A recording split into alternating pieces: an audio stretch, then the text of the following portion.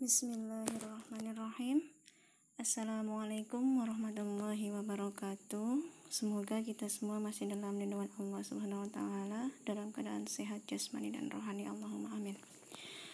Pada kesempatan kali ini saya akan membahas terkait khulu ya. Apa itu khulu? Jadi kita akan mengawalinya dengan pengertian terlebih dahulu.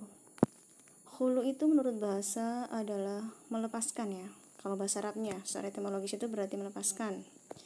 Sedangkan menurut istilah, di dalam ilmu fikih, khulu adalah permintaan cerai yang diminta oleh istri kepada suaminya dengan memberikan uang atau lain-lain kepada sang suami agar ia menceraikannya ya.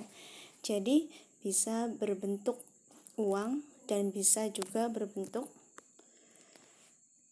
benda atau sesuatu yang bisa disebut dengan denda lah ya, seperti itu.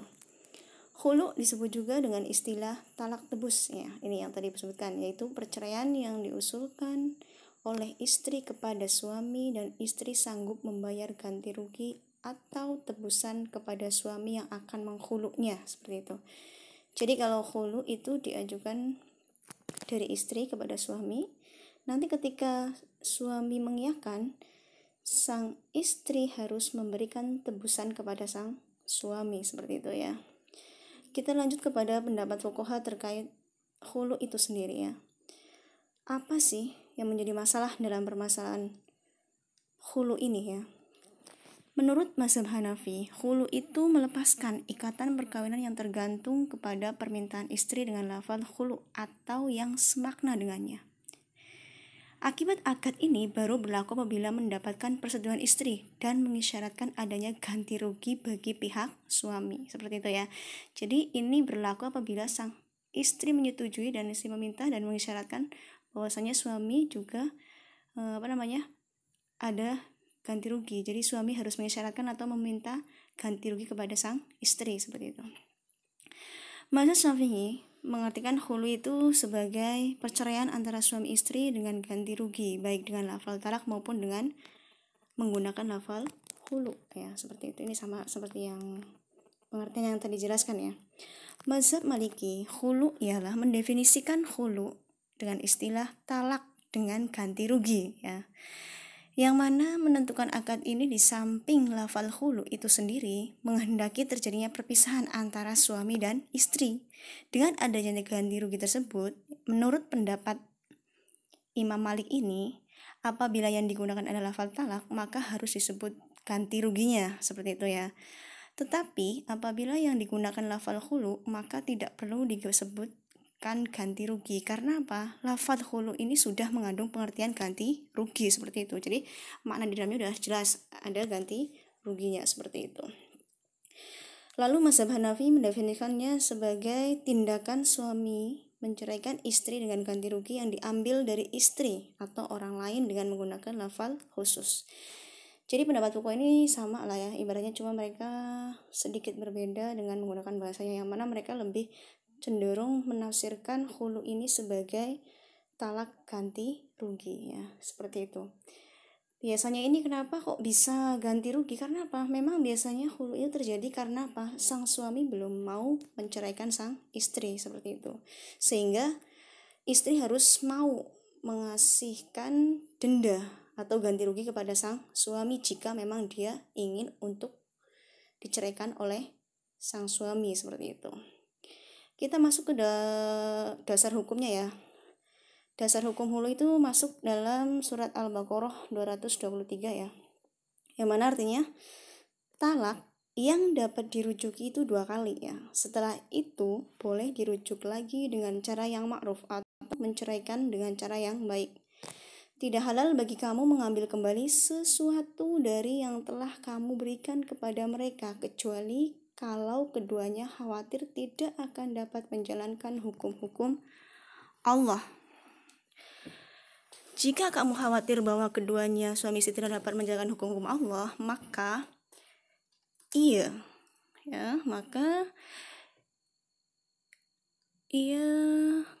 tidak ada dosa bagi keduanya tentang bayaran yang diberikan oleh istri. untuk menebus dirinya. Itulah hukum-hukum Allah, maka janganlah kamu melanggarnya. Barang siapa melanggar hukum-hukum Allah, mereka itulah yang orang-orang yang zalim di situ ya. Ini jelas di sini jelaskan bahwasanya sebenarnya Islam itu nggak mengajarkan atau nggak tidak memperbolehkan sesuatu yang sudah dikasihkan itu diminta. Tapi ketika terjadi perselisihan sesuatu yang seperti ini ya, yaitu yang disebut dengan hulu, ini bisa saja sesuatu itu berubah kondisi ya, situasi kondisi dengan ya seperti ini, adanya permintaan dari sang istri yang meminta suaminya untuk menceraikan, padahal suami itu belum ingin menceraikan, seperti itu. Lanjut terkait dasar hukum, yaitu riwayat dari Imam Nasai ya, yang mana di sini Ibnu Abbas menceritakan bahwa istri Sabit bin Qais ya menemui Nabi SAW dan dia berkata, "Ya Rasulullah, aku tidak mencela Sabit bin Qais itu mengenai akhlak dan cara beragamanya ya, tetapi aku takut kafir dalam Islam." Rasulullah menjawab, "Apakah engkau mau mengembalikan kebun kormanya yang jadi mas kawin dulunya ya?" Maksudnya seperti itu kepadanya. Lalu dia menjawab, "Ya Rasulullah," kemudian memanggil Sabit bin Qais dan menyarankan kepadanya, "Terimalah kembali kebunmu dan talaklah istrimu itu 1 kali ya." Jadi maksudnya di sini adalah ketika dia ingin mentalak istrinya,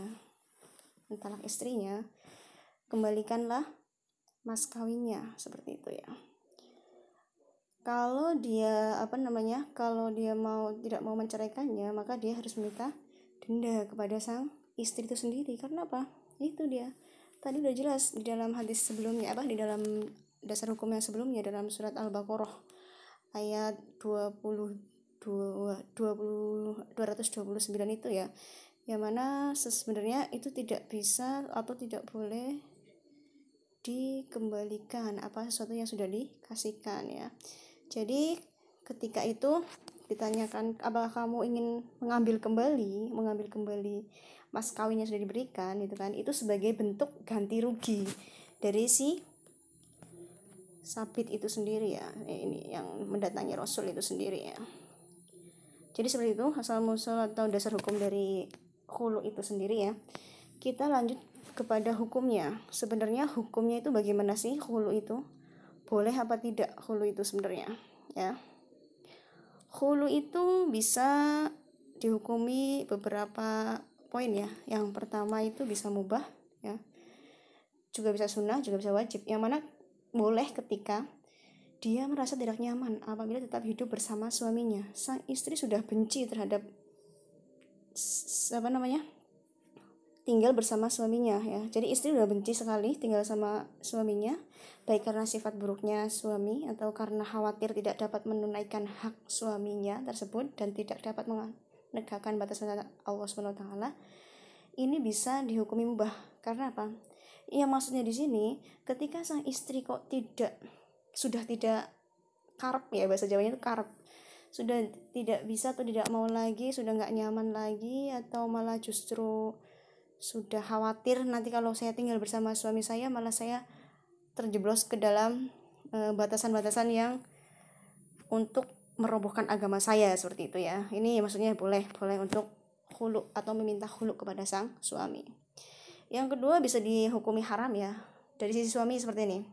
Apabila suami menyusahkan istri dan memutus hubungan komunikasi dengannya, atau dengan sengaja tidak memberikan hak-haknya dan sejenisnya agar sang istri membayar tebusan kepadanya dengan jalan gugatan cerai, maka hulu itu menjadi batil dan tebusannya dikembalikan kepada wanita, sedangkan status wanita itu tetap seperti asalnya jika hulu tidak dilakukan dengan lafal talak, seperti itu. Maksudnya di sini ya, jadi kadang-kadang tuh ada suami yang sengaja memutus komunikasi, sengaja tidak memberikan hak-haknya ya pada istrinya agar dia mendapatkan tebusan ini, seperti itu. Nah, agar dia dihulu sama sang istri. Biar nanti kalau saya mensengsarakan istri saya mengabaikannya, saya tidak memberi haknya dan saya putus komunikasi dengannya, pasti dia akan mencari saya dan akan meminta khulu kepada saya untuk saya khulu dan saya berhak untuk mendapatkan denda darinya. Nah, itu hukumnya menjadi haram ketika seseorang melakukan khulu seperti itu ya dari suami nih. Kalau dari pihak istri ya, Apabila seorang istri meminta cerai padahal hubungan rumah tangganya baik dan tidak terjadi perselisihan apapun ya, perselisihan apapun di sini ya. Jadi kalau tidak alasan yang pas atau tidak alasan yang bisa dijadikan sebagai alasan untuk khulu ya, ini adalah hukumnya jatuhnya adalah haram, seperti itu ya. Paham ya sampai sini ya? Jadi kalau haram itu dihukumnya dari dua sisi, satu suami, kedua istri ya. Bisa dihukumi sunnah apabila suami berlaku mufarid ya, meremehkan hak Allah, maka sang istri disunahkan menghulu suaminya. Karena apa?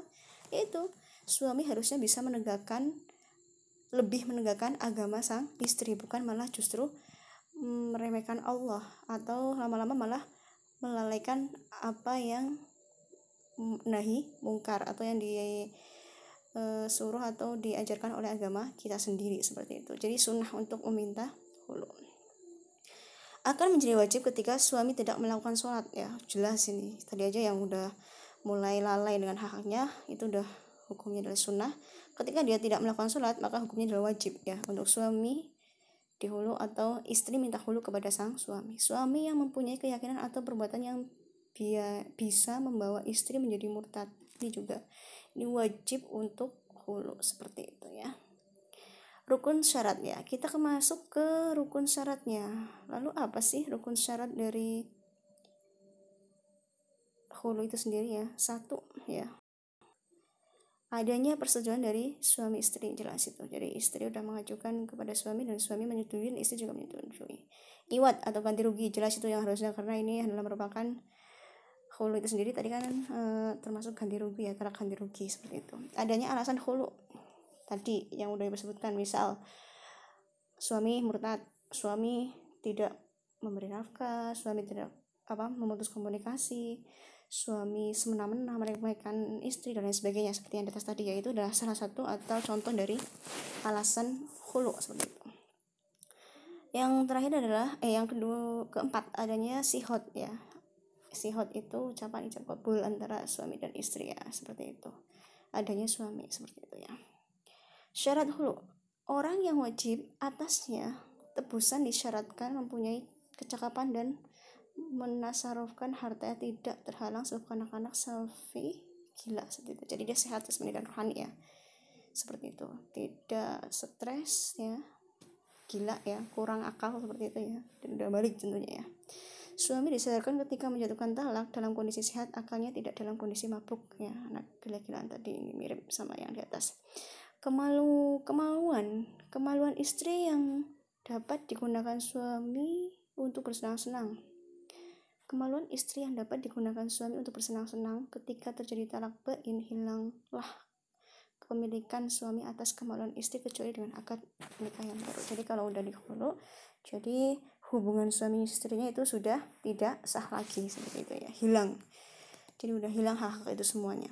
Iwat disyaratkan barang yang suci dan bermanfaat, bisa berupa uang, mahar, ataupun jasa, ataupun upah untuk menyusui, seperti itu ya. Yang terakhir adalah sihot, disyaratkan ucapan yang jelas dan mudah dipahami, bisa berupa ucapan syarih ataupun kinayah, bisa yang jelas ataupun yang sindiran, seperti itu. Yang selanjutnya adalah yang terakhir ya, kita akan bahas terkait akibat dari hulu itu apa sebenarnya ya. Nih beberapa persoalan dari akibat adanya hulu ya.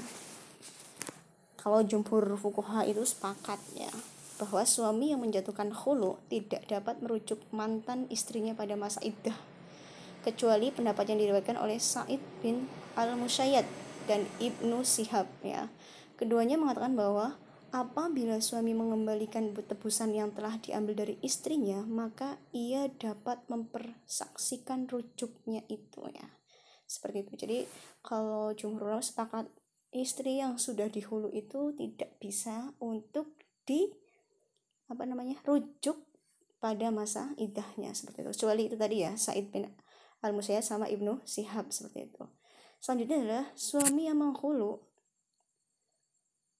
tidak berhak rujuk kepada istrinya dalam masa iddahnya. Ini juga ya, dalam hal ini Imam Malik ini sepakat sama jumhur ulama ya, dan Abu Hanifah berbeda pendapat, yang mana Imam Malik mengutarakan bahwa iddah termasuk dalam hukum talak, sedangkan Abu Hanifah memasukkannya dalam hukum pernikahan, sehingga ia tidak membolehkan menikahi saudara perempuannya yang masih dalam masa iddah dari talak bain seperti itu. Nah, ini makanya, ini yang menjadi, karena pendapatnya berbeda, makanya hasil dari akibat dari adanya khulu itu juga berbeda seperti ya. Maka ini fuqaha yang mengatakan bahwa iddah masuk ke dalam hukum pernikahan, itu tadi siapa?